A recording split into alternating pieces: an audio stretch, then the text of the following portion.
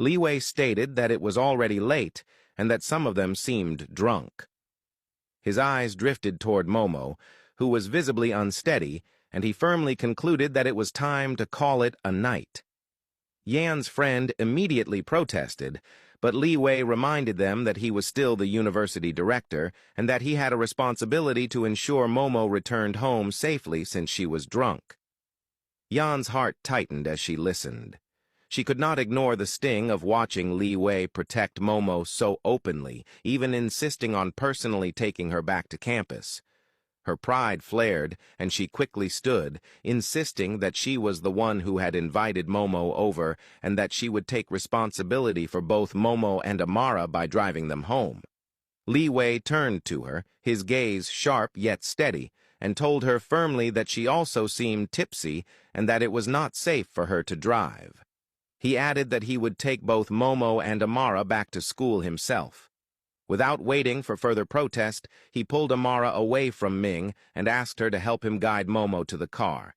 Together, Liwei and Amara walked out with Momo, leaving Yan standing behind, her face clouded with visible frustration. Yan's friend leaned closer and whispered that she suspected Liwei and Amara had something going on.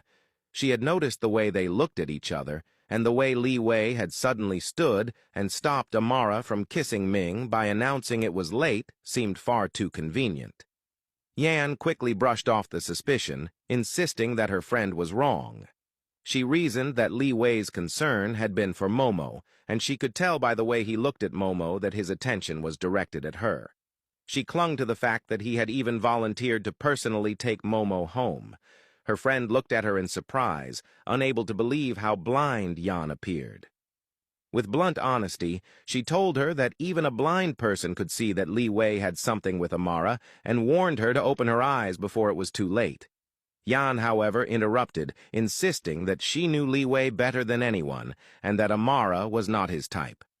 She dismissed the idea as a ridiculous assumption, adding that Liwei would never even look in Amara's direction, and if there was anyone to worry about, it was Momo.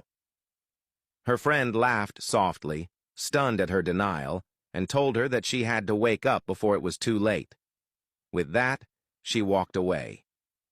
Ming, who had been watching quietly, turned to Yan and offered to drive her home if she was tipsy. Yan rejected the offer, assuring him that she was fine and could drive herself.